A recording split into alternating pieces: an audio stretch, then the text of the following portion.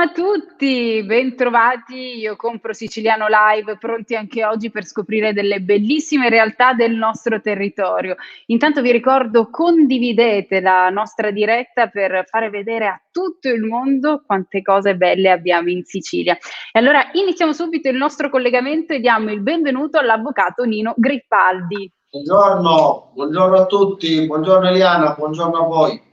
Buongiorno, ma questo è un attentato alla nostra serenità a quest'ora. Che cosa c'è lì davanti? Guardi Eliana, l'ora volge al desio, diceva il poeta, quindi di solito il pane si mette a tavola a mezzogiorno, quindi è quello che noi facciamo da oltre 40 anni e abbiamo il piacere idealmente di condividerlo con lei e tutti i followers e al tempo stesso anche, perché no, utilizzare il vostro bellissimo network per ribadire quello che è il concetto di tipicità siciliana che dal grano passa al pane e finisce alle vostre tavole. Questa è la nostra mission da parecchi anni. Mi dicono dal 1976 che la Cooperativa Agricola Valle del Dittaino fa tutto questo. L'anno di costituzione fu l'anno zero di un bellissimo progetto che i nostri padri, visto che noi siamo seconda e terza generazione impegnata a portare avanti le istanze dell'agricoltura, ci tengo a dirlo perché oggi tutti parlano di filiera, per noi è un tema usuale e concreto, quindi non è soltanto una parola da mettere nei progetti o negli slogan, ma è effettivamente quello che accade. Agricoltori laboriosi che producono grano di qualità, sia duro che tenero, e attraverso un ciclo di trasformazione tutto interno viene poi a essere immesso sul mercato della distribuzione regionale, nazionale e anche, con orgoglio lo dico, internazionale.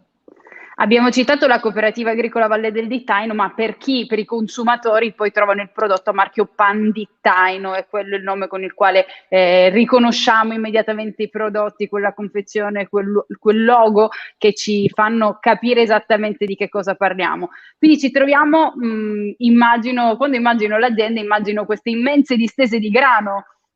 Sì, Eliana, noi siamo nel cuore della Sicilia, tra l'altro la vocazione, al di là del riconoscimento della DOP che vantiamo, siamo 2 o 3 aziende italiane a avere il riconoscimento di DOP sul pane di grano duro, ma lei pensi che sui nostri campi, ai tempi di Roma, c'era la produzione cerealicola, quindi che la Sicilia fosse il granaio di Roma è un dato storico, che la Valle del Dittaino lo fosse addirittura prima della costituzione dell'impero romano stesso è una certezza. Immaginate che nell'VIII secolo a.C., nel comune di Assolo, dove risiede la Valle del Dittaino, si battevano monete che avevano una spiga, quindi nulla è per caso. Diciamo che la nostra è una vocazione che da storico-territoriale è diventata poi imprenditoriale, quindi con orgoglio ribadiamo il concetto di filiera agricola tutta siciliana che si propone anche, oltre alle forme tradizionali della pagnotta, nelle varie declinazioni, attraverso i nuovi prodotti che per noi sono il modo migliore per coniugare la tradizione con l'innovazione, destinati anche a mercati più evoluti o perché no alle esigenze di un consumatore che cambia, e quindi nell'evoluzione dei gusti c'è anche la ricerca e lo sviluppo che la nostra azienda con grande intensità compie la diversità. Quello che ci piace sottolineare è che appunto attraverso la cooperativa si parte veramente, abbiamo visto queste immagini del grano, tutte le varie fasi di lavorazioni per poi arrivare al prodotto finito. Questo prodotto finito che viene trattato con cura in ogni passaggio, ma che poi può arrivare a tutti, e quando dico a tutti dico veramente a tutti, perché la grande distribuzione organizzata permette veramente di arrivare anche a clienti finali che magari non sono nella provincia di Enna, ma che si trovano da tutt'altra parte. Anzi, mi piacerebbe anche sottolineare il rapporto, per esempio, con un colosso qual è la Lidl. Ma guardi Eliana, noi siamo local, siamo globali e siamo orgogliosamente locali.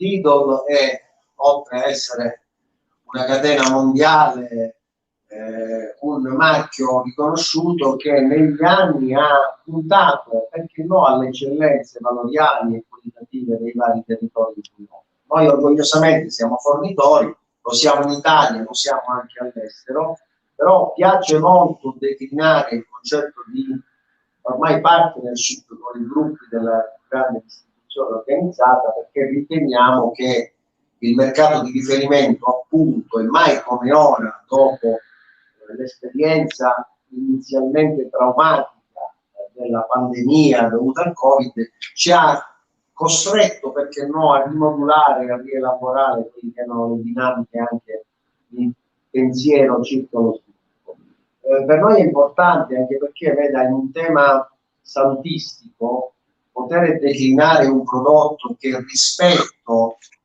perdoni un po', non voglio fare troppo marketing aziendale, però noi abbiamo delle tipicità dovute anche al fatto che il nostro grano duro e tenero è un grano che è prodotto in Sicilia, non subendo i trattamenti di pesticidi, di, diciamo, fitofarmaci, che sono purtroppo, ahimè, spesso consentiti fuori dalla legislazione italiana e europea, e diciamolo con orgoglio, l'Italia ha una legislazione all'avanguardia, oserei dire tra le prime al mondo, sulla tutela del consumatore per quanto riguarda i controlli dei tassi di presenza delle sostanze chimiche per chi lo promette.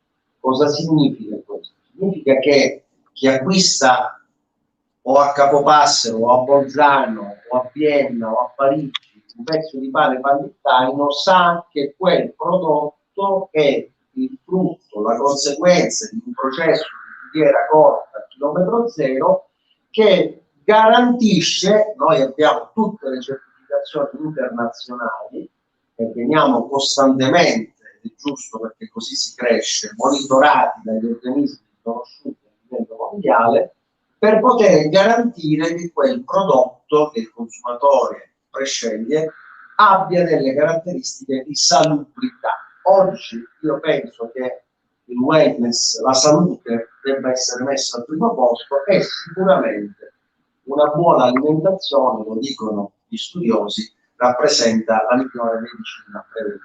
Quindi voi dite io compro, io mangio il vero siciliano, io dico comprare prodotti della Valle della Pandittaino significa premiare e riconoscere il valore a un'azienda che ha fatto della qualità e della sicurezza alimentare uno dei cardini della propria mission aziendale.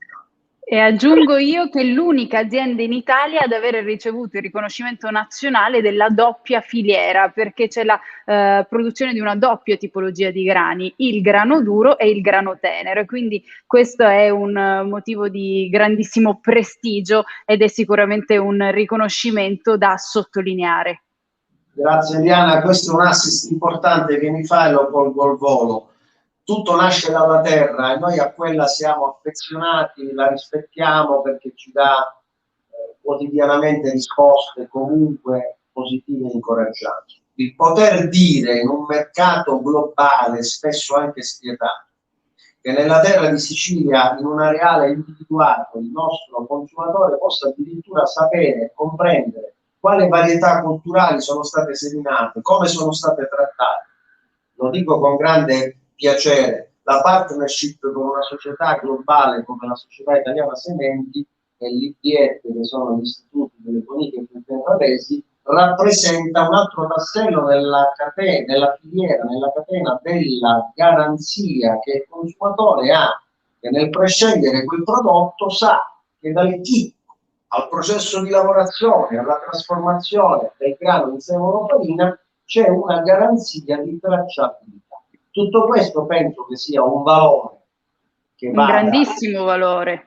Assolutamente, Diana. E quindi diciamo che per noi dal campo alla tavola non è solo uno slogan che decliniamo per esigenze di mercato, ma è un credo costante da E anni. quindi noi ringraziamo l'avvocato Grippaldi per averci raccontato, averci portato dentro la vita della cooperativa agricola Valle del Dittaino e averci fatto sapere molto di più di Pan Dittaino, di questo marchio, di questi prodotti che sicuramente avremmo già assaggiato, ma che oggi gusteremo con la consapevolezza di assaggiare un prodotto buonissimo, curato in ogni fase della sua produzione. Grazie avvocato Grippaldi per essere stato con noi su Io Compro Siciliano Live. A presto, un caro saluto.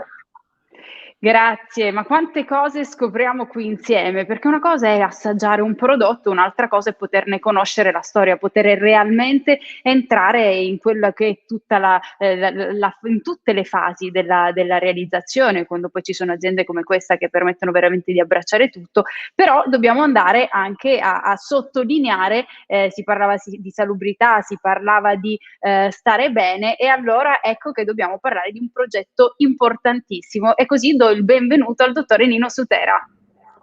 Grazie per l'invito, grazie a tutti voi.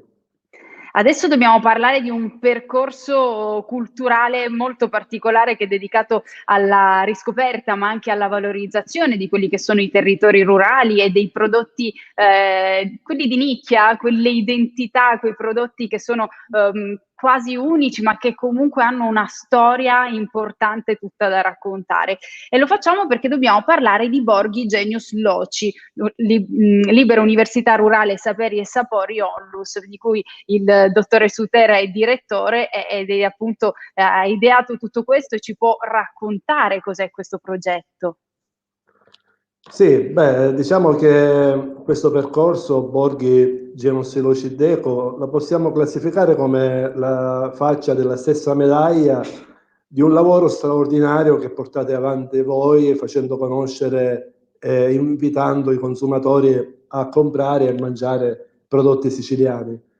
Noi ci rifacciamo un po' alla filosofia di Luigi Veronelli, il quale alla fine degli anni 90 sostanzialmente riteneva giustamente che le grandi produzioni agroalimentari, grano, formaggi, vini, eccetera, eccetera, avevano i loro strumenti di promozione e di valorizzazione.